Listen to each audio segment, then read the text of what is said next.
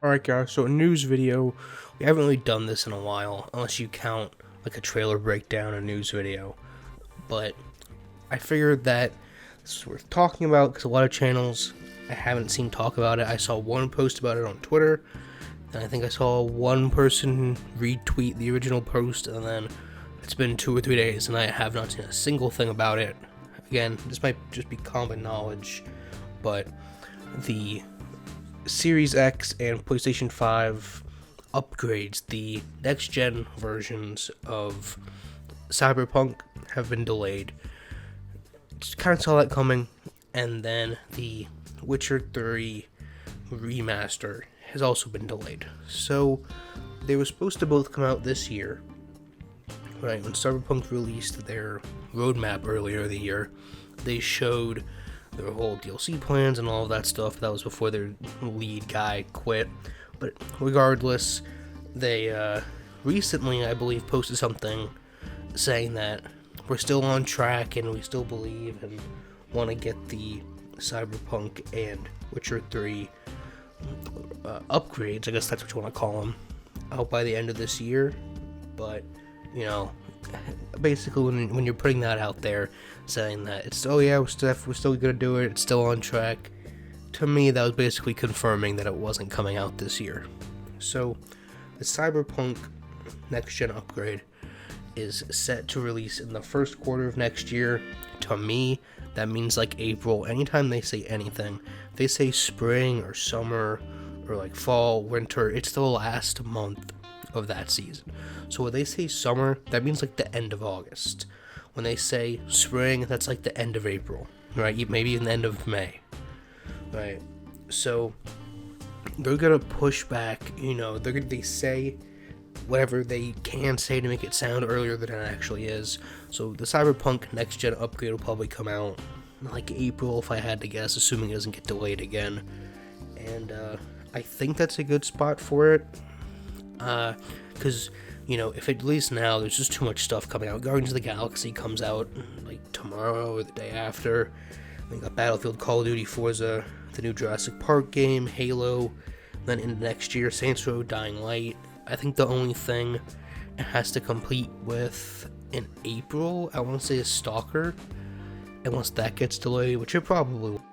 And then, so for that, what I'm hoping they do with that is that it's a significant difference. It's going to be pretty upsetting if they spent, what, at that point, 14, 16 months on a next-gen version of the game, and it's not significantly better.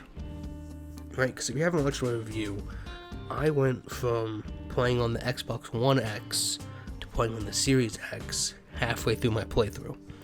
Right? I think I played 10 hours on the One X, and then played the rest of the game on the Series X, I think. Yeah, that's what happened. And so, that was significantly better. Like, there was a huge difference. If you haven't watched my review, I want to say I had something like 14 crashes in the first 10 hours. Like, the game looked awful, and it still doesn't look good on the current last-gen port on the new consoles, but it looks better. It's significantly better. So I'm hoping with that new update, the next-gen version, it'll run better, it'll look better, and when that comes out, I'll do a full thing about it. I'm not going to go into breaking down everything graphically wrong with Cyberpunk. We'd be here all day. But what I think is actually significantly more interesting is Witcher. So Witcher is considered to be a remaster, right? Not a next-gen upgrade, just because the game is, 6 years old? It'll be 7 years old by the time the update comes out, and that's the remaster. And so there's two ways to really do a remaster, right? And I think the best way to classify it, I just use the two biggest profile remasters you can use, just because I think when you're comparing anything, using the biggest profile, whatever it is, makes it significantly easier for more people to understand, right? So there's what I like to call the partial remaster, which is like the Halo Master Chief Collection, or the new Crisis remaster, right? It looks better than when it originally came out, freaking, 15 years ago with Halo, for example, but it's not on par with today. right? It looks better, graphically, textures, lighting, performance, all that is upgraded, but it's not on par with a game that released today. Now with the Master Chief Collection, that's kind of understandable, because that's like 5 games when that released, right? 1, 2, 3, not 4 games. So, that would have taken significantly longer, but that's understandable, right? Then there's the Call of Duty version of it, and this is the one thing that I will praise Call of Duty for. You'll probably never hear me praise Call of Duty again, but they know what the hell a remaster is, okay? When they took Modern Warfare 1 from 2007 and remastered it in, oh god, what year was it? Like 16, 17? It was up to date with today's graphics. Same thing with Modern Warfare 2. The game came out in 2008. They remastered it with, 2018, I don't know, it was so long ago. But they remastered it. I came out with Modern Warfare 2019. It was 2019, right? So the game, I think they're doing their 10-year cycle. Yeah, that's what it is. So it had been 10 years since both games. They completely remastered it. It looks like a brand new game, right? If you took somebody who hadn't played either Call of Duty before, and you were playing, what was it in 2019, Modern Warfare? If you were playing Modern Warfare 2019, and you were playing Modern Warfare 2 Remastered, you would not be able to tell the difference.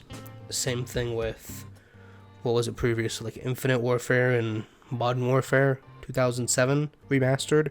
If you put them side by side, someone who didn't know what the games were and, the difference between the two, just graphically, you would not be able to tell the difference.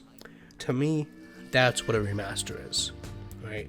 Witcher should look like Assassin's Creed Valhalla, Far Cry 6, the new Halo game. It should be up to date, like some high-res textures, 4K, 120 FPS, freaking weird volumetric lighting, all of that good stuff, like top tier. I know that's most likely not what they're gonna do, right? Probably just gonna improve the frame rate and like some textures here and there and call it a day. But personally, for me, if it's a remaster, it needs to be completely redone to look like a modern game. That's why when I look at the Crisis bundle, well, I didn't really touch that, right? If they completely remastered it and made it look like a modern game, I would have bought it, because I've played Crisis 3, the original, when it came out, only Crisis 3. So I would have been able to play Crisis 1 and 2, and then give you my opinion on the remaster between the original 3. But honestly, I watched a couple videos on it, I saw some comparisons, right? And if you put them side by side, I couldn't tell you the difference on a couple of the shots. Now, if it's moving, obviously the frame rate's significantly higher in one, that just eliminates the comparison there. But just still frames, there's parts where the original Crisis looks better, right? Especially the lighting. The saturation on the new remaster for Crisis is so high, but that's not what we're here to talk about. So that's just some news I wanted to talk about. There was other news I wanted to talk about, but I've been sitting here for like an hour and a half, and I cannot remember what it is. So there's something else that happened. There was a Tarkov update, and that's not what I want to talk about, but that's that. I'm playing some more Tarkov. It hasn't been going well, but I've been playing it. A couple of just channel things, I guess, since we're here. The Guardians of the Galaxy, depending on how long the game is, will depend on if there's a first impressions and a review. Because the game comes out technically Monday morning. So I'll play it Monday, 6 hours Monday probably, and then 6 hours Tuesday. So if it's more than 12 hours, Wednesday will be a first impression video, and Saturday will be a review. If it's more than 12 hours, or no, if it's less than 12 hours, then just Wednesday will be a review, and there probably won't be a first impressions video. It really depends on how long it is. I have opinions on it.